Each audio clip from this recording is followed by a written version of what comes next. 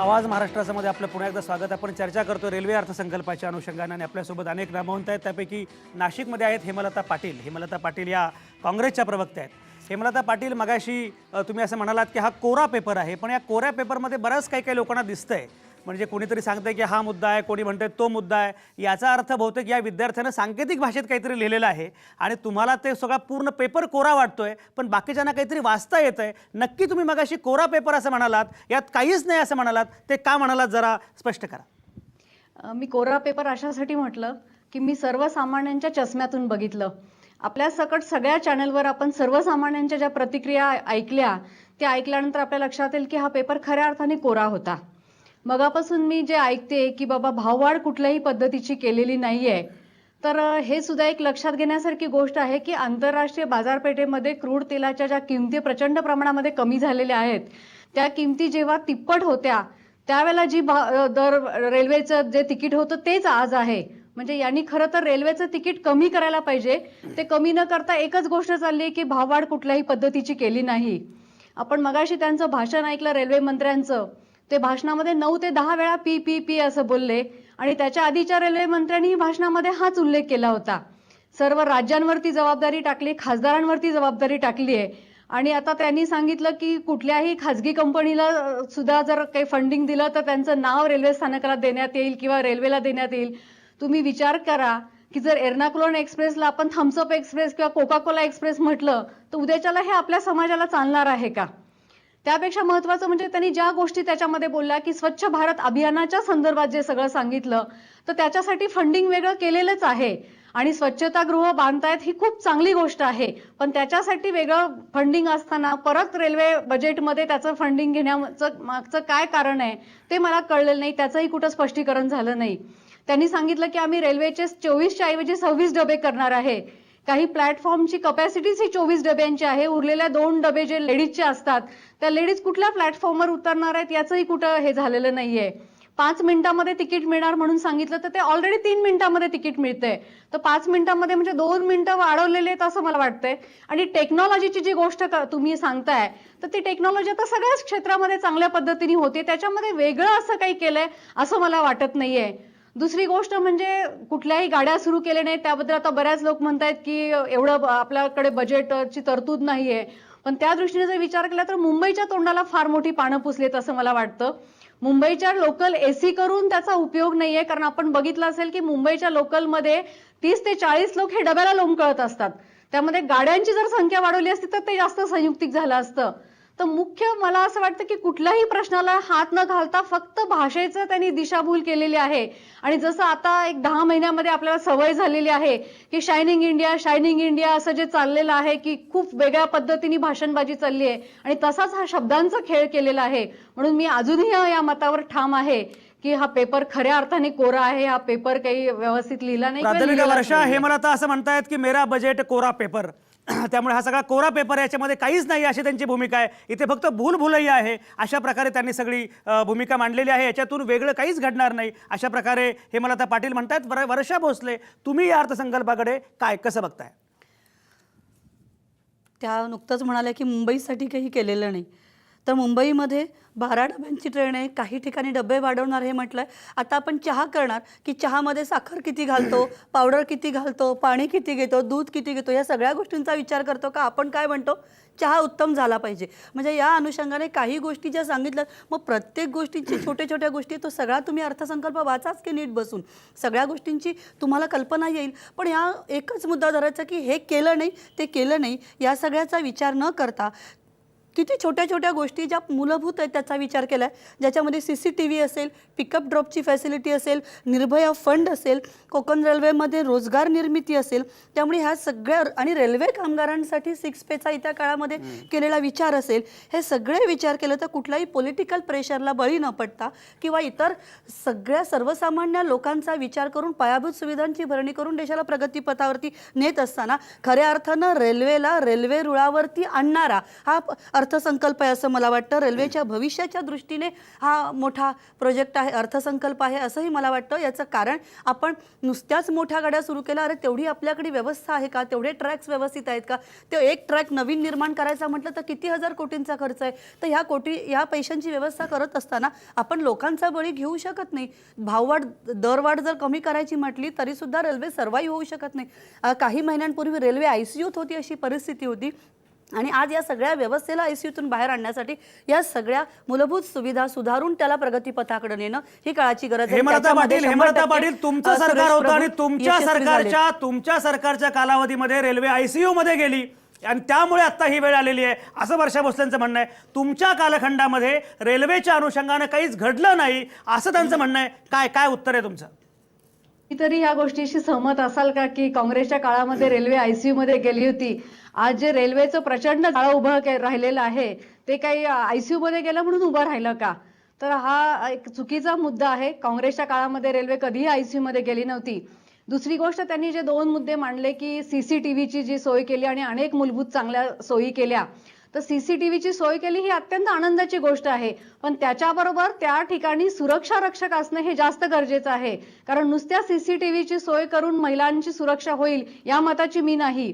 दुसरी गोष्ट, आज त्यांनी ज्या सगळ्या काही घोषणा केलेल्या आहेत पुढच्या 6 महिन्यामध्ये किंवा मी म्हणते की 4 महिन्यामध्ये आपण परत हा टॉक शो घ्या आणि आम्हाला सगळ्यांना बोलवा. त्याच्यापैकी किती घोषणा इम्प्लिमेंट झाल्या हे आपण उदाहरण बघूया. कारण मागच्या रेल्वे मंत्र्यांनी सुद्धा अशाच घोषणा केल्या होत्या. त्या घोषणांचं काय झालं हे माहित नाहीये. आणि ह्या ज्या घोषणा आहेत त्या घोषणांचं कुठला पॅरामीटर लावणार की आम्ही हे करणार आहे, इतकी शौचालय बांधणार आहे.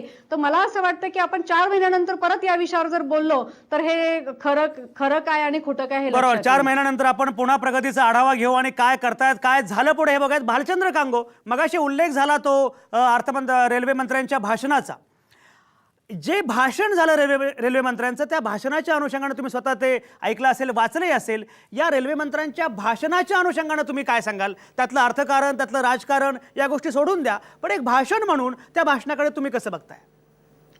मी सांगितलं ना की व्हिजन डॉक्युमेंट टाकण्याचा हा प्रयत्न होता. बजेट प्रेझेंट करण्याचा प्रयत्न कमी होता. नॉर्मली बजेट करताना काही वेळ असं म्हटलं जातं की नुसतं अकाउंटिंग केलं, त्याच्यामध्ये नवीन काहीच मांडलं नाही, अशा प्रकारची टीका केली जाते. पण ह्या बजेटवर बोलताना 5 वर्षाचं एक व्हिजन, आम्ही कशा पद्धतीने आधुनिकीकरण करणार आहोत अशा प्रकारे एक मांडण्याचा प्रयत्न केला.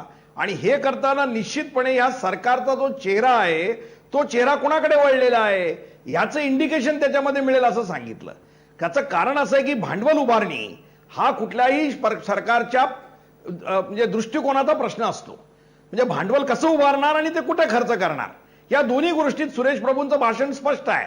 भांडवल उभारणीवरती खाजगी क्षेत्रावर जास्त भर आहे नंबर 1, आणि खर्च करण्यामध्ये आधुनिकीकरणावर जास्त भर आहे. म्हणजे इन्क्लुझिव्ह ग्रोथ नावाचा जो शब्द होता त्याच्याकडे लक्ष नाही.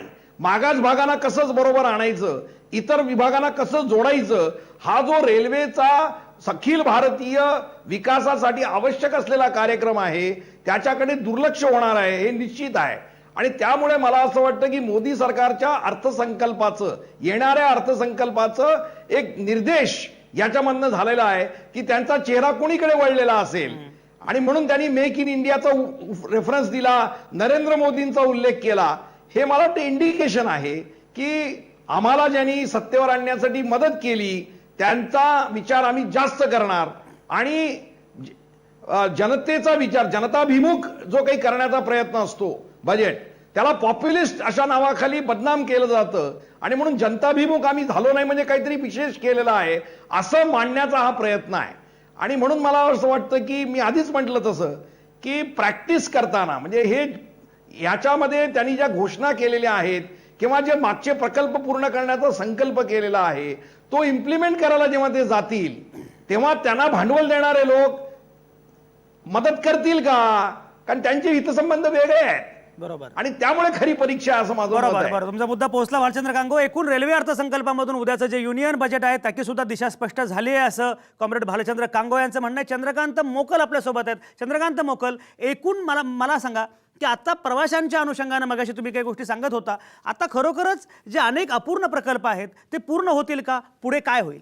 याच्यामध्ये ती थोडीशी भीती मला वाटते की अशी की मध्यंतरी जो पेंटोग्राफ तुटल्यामुळे जो प्रॉब्लेम झाला होता, त्यावेळी जो प्रवाशांचा प्रक्षोभ झाला होता, त्यावेळी रेल्वे मंत्र्यांनी हस्तक्षेप करून त्यांनी सांगितलं होतं की मला 1 महिन्याच्या आत आपल्या प्लॅटफॉर्मची उंची वाढण्याचा प्रकल्प प्रत्यक्षात यायला पाहिजे. या ठिकाणी रेल्वेचं सुस्त प्रशासन जे आहे त्या प्रशासनाकडून ह्या सगळ्या गोष्टींची अंमलबजावणी होण्यासाठी फार मोठं सहकार्याची गरज आहे. आणि त्याने जर सहकार्य केलं, कारण हे नाण्याच्या 2 बाजू आहेत, एका बाजूला रेल्वे मंत्री आणि एका बाजूला प्रशासन, आणि प्रशासनाकडे प्रचंड मोठे अधिकार असतात. आणि आतासुद्धा त्यांनी काही काही मोठे मोठे अधिकार जनरल मॅनेजर वगैरे लेवलला दिलेले आहेत. आणि म्हणून मला तिथे भीती वाटते. परंतु आपण जी बोंबाबोंब करतो त्याच्यामध्ये एक मुद्दा अत्यंत महत्त्वाचा आहे की 2004 साली लालू प्रसाद आले, ममता आले, त्यांनी अशा सवंग घोषणा केल्या. परंतु 2011-12ला रेल्वे 25,000 कोटी तोट्यात गेली.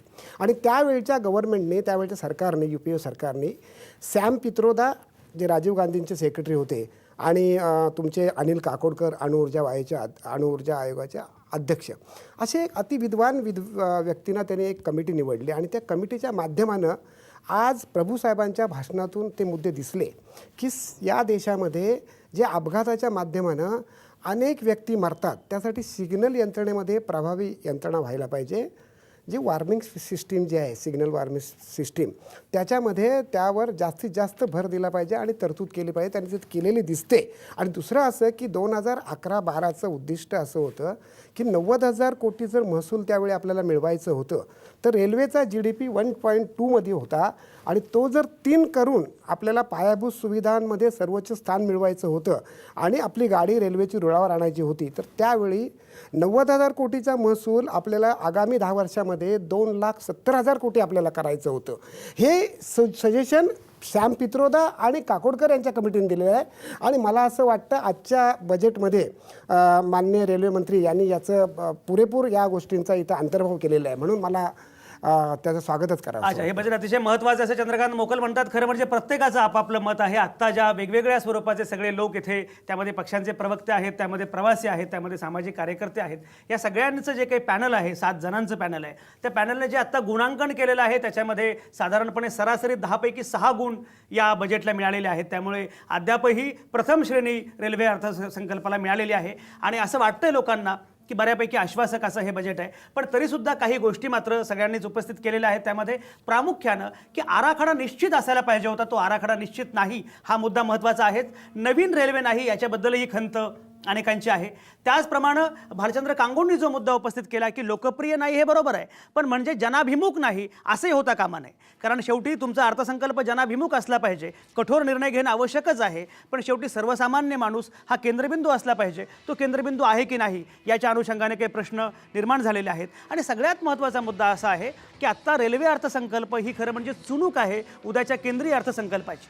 त्यामुळे केंद्रीय अर्थसंकल्पाची एकूण दिशा काय असणार आहे त्याचा एक पुरावा, त्याचं एक प्रात्यक्षिक या निमित्तानं आपल्यासमोर आलेलं आहे की ज्या मेक इन इंडिया असेल, ज्या स्वच्छ भारत असेल किंवा बाकीच्या सगळ्या ज्या गोष्टी आहेत त्याच्या अनुषंगानं आत्ता अर्थसंकल्पाचं सादर करताना सुरेश प्रभू बोलले. आणि त्याच्याच अनुषंगानं जो आत्ता केंद्रीय अर्थसंकल्प येणार आहे त्याच्यामध्ये सुद्धा या गोष्टी महत्त्वाच्या असतील. कडक धोरणसुद्धा काही असेल. त्यामुळे केंद्रीय अर्थसंकल्पाची दिशा जाहीर करणारा, सूचित करणारा असा अर्थसंकल्प म्हणूनही या रेल्वे अर्थसंकल्पाकडे बघितलं पाहिजे. खरं म्हणजे भारतीय रेल्वे ही फार महत्त्वाची, अतिशय मोठी जीवनवाहिनी अशी या देशाची आहे. आणि ती दुरुस्त करण्याचं, ती पुन्हा रुळावर आणण्याचं मोठं आव्हान सुरेश प्रभूंच्या समोर आहे.